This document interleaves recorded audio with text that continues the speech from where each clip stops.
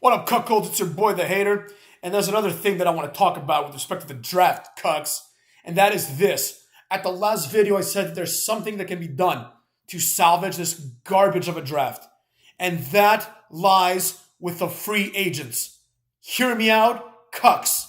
You take away Brock Lesnar, you take away Omos, because quite honestly, they're better than this, right? You take them away, not Omos, obviously, but Omos and Brock Lesnar, they have different things that they need to do, right? Omos is with MVP, it's not going to work. You are left with Zion Quinn, Von Wagner, Mustafa Ali, Elias, Dolph Ziggler, Baron Corbin. Now, what do all of these people have in common? Aside from the fact that they're all complete jobbers. I'll tell you what. All of them almost have at some point have had some form of fan appeal. Except for, of course, Von Wagner and Zion Quinn, who are new, right? Baron Corbin, people were behind this guy. Cedric Alexander and Benjamin. Need I say any more, cucks? Dolph Ziggler, Elias, Mustafa, Von Wagner, and Zion Quinn. You're going to hear it here first, cucks. This should be a stable. This menagerie of wrestlers should be combined into a stable whose gimmick is very simple. We are underappreciated to the point where we were not even drafted. And now we're pissed off. This could be the time to give a slight push to a Dolph Ziggler. Let's not get it twisted. I'm not saying let's make one of these fuckers the champion or anything.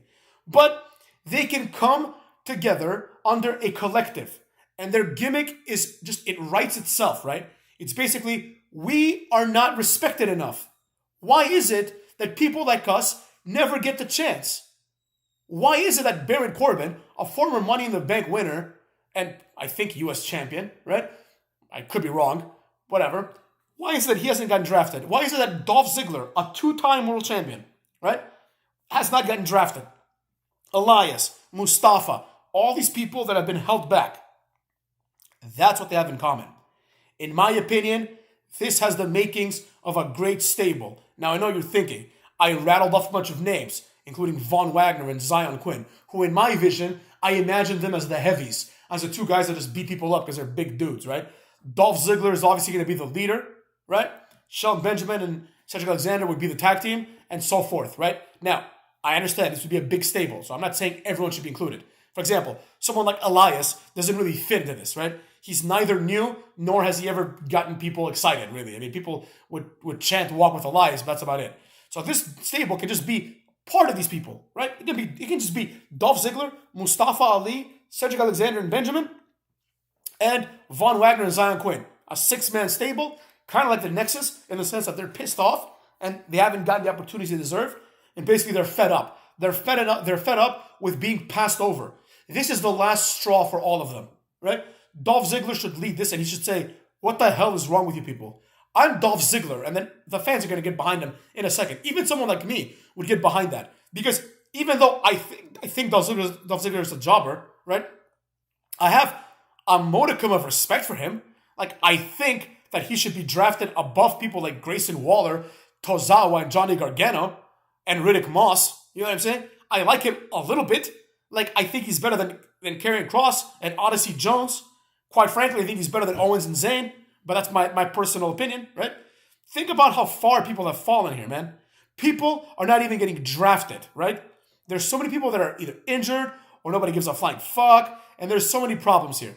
So with that in mind, cuckolds, the truth, in my personal opinion, the truth is that several people, including people like maybe R-Truth or someone like that, if you want to treat them seriously, they can come back and say, why the fuck weren't we drafted?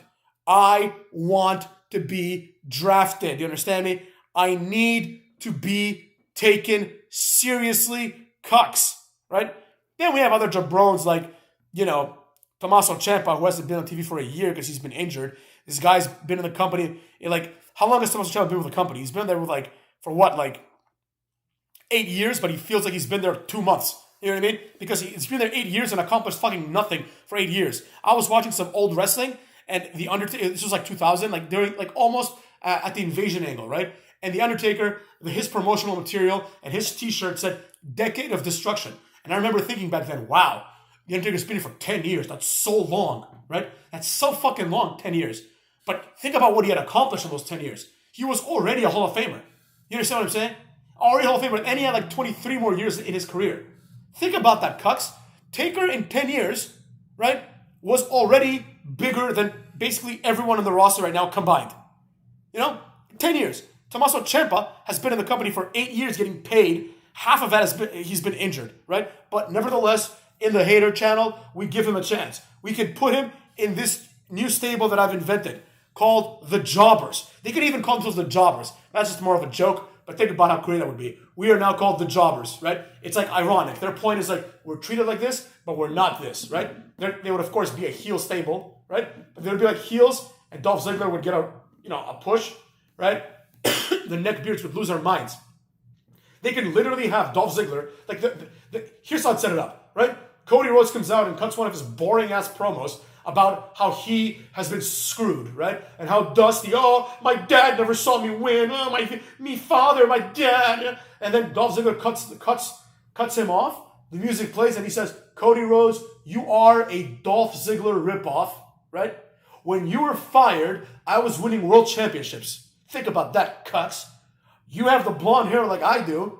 You think you're better than everyone like I do, except unlike you, I prove it time and time and again. Then Dolph Ziggler can go and do his little shtick, which is all about how, I prove it all the time. He's boring too, don't get me wrong. But Cody Rhodes has had 4 matches. And in these four or five matches, he gets put over this much over someone like Dolph Ziggler because he went to AEW. It's like complete disrespect. This is the ultimate disrespect. In my opinion, Dolph Ziggler should not stand for it. The other guys too, but definitely not Dolph Ziggler. And all these people can have a moment to shine. Shelton Benjamin and Cedric Alexander can say, we are former tag team champions. Why are we being picked after Pretty Deadly? Shelton Benjamin is like a multiple-time Intercontinental champ and U.S. champ. Shelton Benjamin, motherfucks, is a multiple-time tag team champion. Shelton Benjamin is a industry in and of himself. You understand? And Pretty Deadly gets picked before them. That can be their argument. We should have been picked in the first night. They should have said, or number one, whatever. Of course, they're going to put themselves over, right? But that's how you build an angle. Think about what happens. Now you have this solid mid-card stable. Obviously Mustafa Ali is the guy that's out there to get his ass whooped. Nobody gives a fuck about him, right? But you have this stable of these people that have been treated like jobbers, but that feel like they deserve more. And as a result of deserving more, maybe one of them gets a rub. Maybe Ziggler, or maybe use the opportunity to push someone else. Who knows? Who cares? They're all, except for like Mustafa Ali, who's the least interesting, they're all like, and Cedric Alexander too, but he's never gonna make it at this point. Like, they're all a little older, right? And that's kind of like the subtext. The subtext is like, we paved the road for you fucks only for us to be left off even the supplemental draft, right? That's the way I would book it, and I personally believe this is a great gimmick. It's a gimmick that you can run for a long time. It's like, it writes itself, motherfucks. But why? Why do that, right? Why do that, which is a great fucking idea, if I do say so myself. But instead, they don't have to do that. They can just keep throwing Karrion Kross out there to break an hourglass and say TikTok. That's really going to bring in the crowds. A complete waste of time. People need to really start listening to the people that understand wrestling. I'm not saying just me, but there are people out there that are intelligent, and I get it, right? They get how to use people, right? This way, you package 6 motherfucks or 5 motherfucks or however many you want, right? And you can just have them be out in one segment. This, in my opinion, this group that I created myself just now is more compelling by 100 times than Judgment Day, who they're just a bunch of weirdos who come out with dark music and, they just attack people. They have no real identity. All of a sudden, Damian Priest is fighting Bad Bunny. What the hell is this group about, right? But whatever. I digress. In my personal opinion, cuckolds, I personally believe this is the way to go. These people can have an opportunity, a final push for Dolph Ziggler maybe, to get something out of this. The fans would lose their minds over this, motherfucks. The fans want to see this. Nobody wants to see the New Day anymore. Nobody wants to see Pretty Deadly, if we're being honest. Nobody wants to see 99% of these jobbers. But people do want to see compelling storylines. And this, motherfucks, is, in fact, a compelling storyline.